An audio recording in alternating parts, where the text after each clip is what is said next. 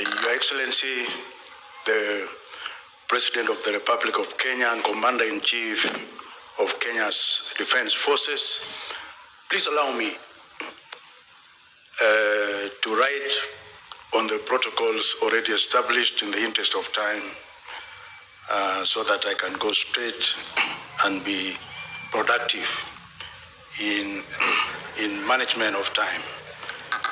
Number two, Your Excellency, allow me also to thank you, really in a special way, because as my Vice Chair said, we have been monitoring your activities over the last few weeks, and it's really a big honor that you found a few minutes to come and preside over the final day of this conference. We don't take it for granted. It is really special, not just for SRC, but for everyone here gathered today. Your Excellency, I want to confirm that the last 2 days, we have engaged not just as Kenya, but as Africa and across the world. Because in the document I'm going to read, we have input from all of government, both national and county levels, as evidenced by the presence of the COG chair here this morning.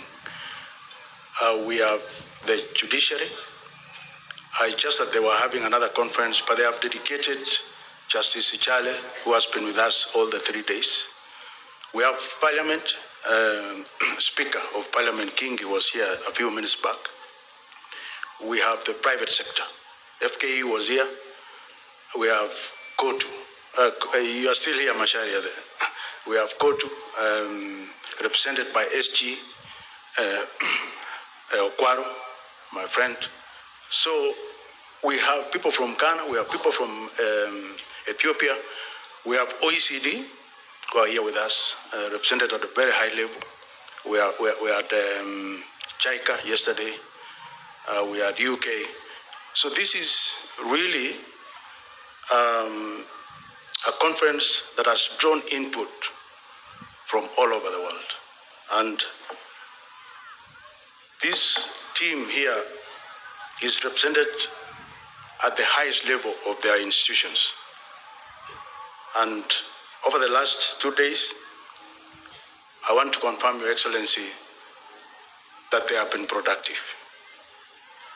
I say that because I'm going to read the suggested resolutions that they have come up with.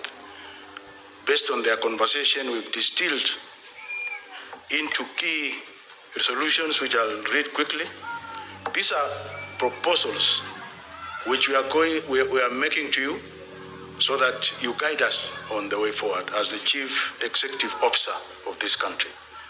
Without further ado, Your Excellency, allow me to proceed to read the resolutions that have come out of our deliberations over the last 2 days.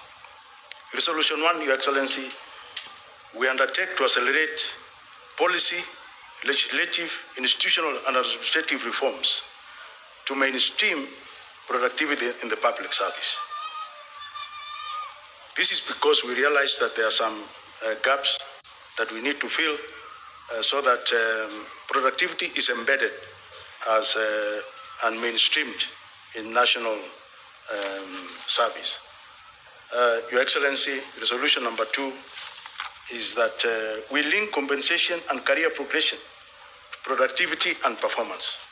This is something that has been missing in our structures, and we've resolved that all public sector compensation systems shall progressively transition from automatic salary progression, and also career progression should be tied to productivity and performance-based remuneration, that's variable pay, for ministries, departments, and agencies at both national and county governments.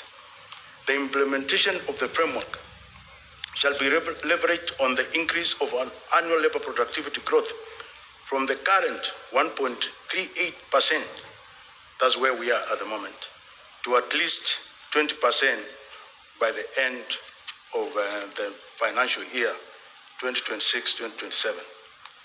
Resolution number 3 is to transform performance contracting, that is the system we have now, into performance and productivity contracting.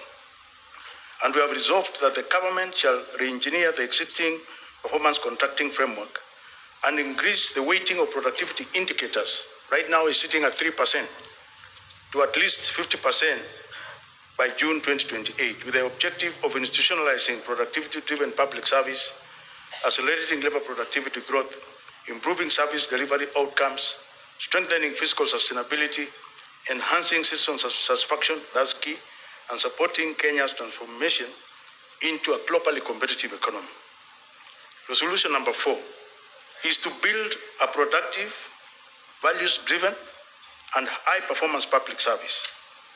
And we resolve that all public institutions shall strengthen human capital development organizational cultures so that we have intervention to improve compliance with not only constitutional values and principles from the current index of 46%, 46.5, and we are targeting 75% by June 2028. Resolution number 5 is to strengthen domestic revenue mobilization and resource utilization efficiency. In this resolution, we resolve to improve productivity that must be accompanied by enhanced domestic revenue generation and mobilization at both national and county government levels. And when we have the resources, to have prudent utilization of these resources. And we are suggesting that we increase the revenue to GDP ratio from the current 14.6% to at least 20% by June 2028. We have been informed, Your Excellency, that the East African target is 25%, but we want to move there gradually because we've realized that revenue generation is key in this productivity agenda.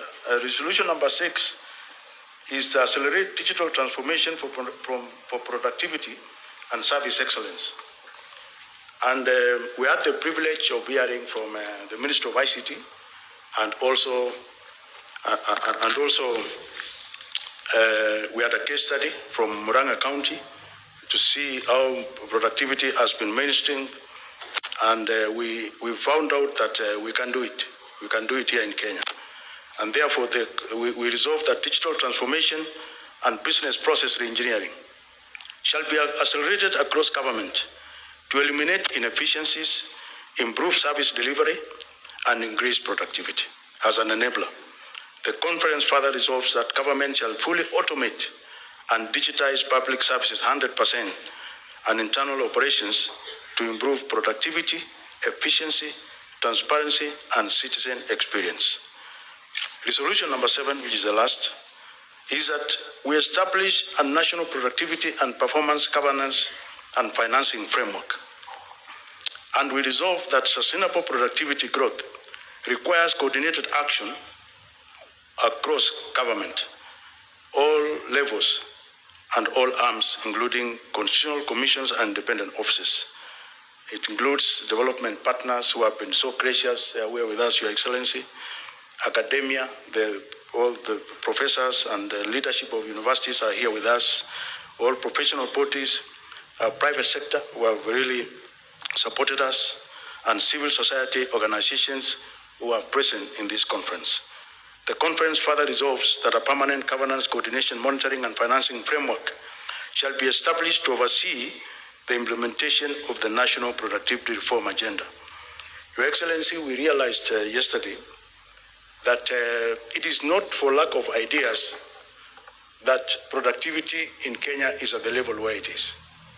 The issue that we have is that we are not implementing the good ideas that these people in Kenya have.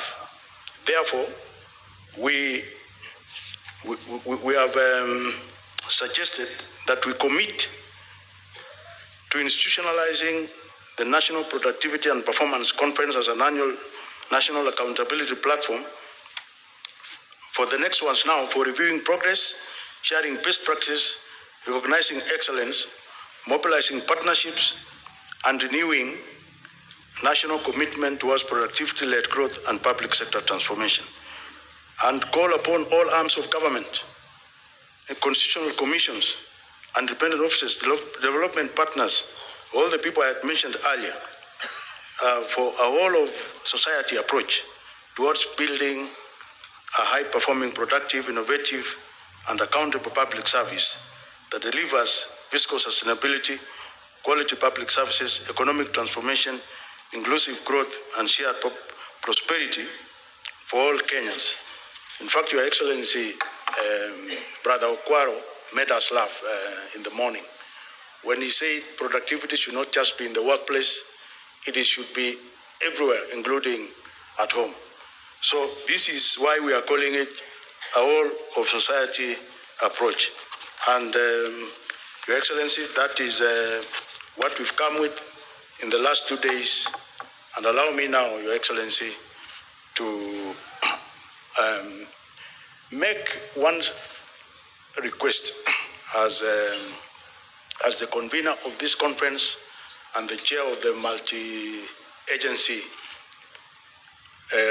steering committee, and most of them are, actually all of them are here, that we invite you, Your Excellency, to be the Chief Productivity Officer for Kenya. Thank you. May God bless you.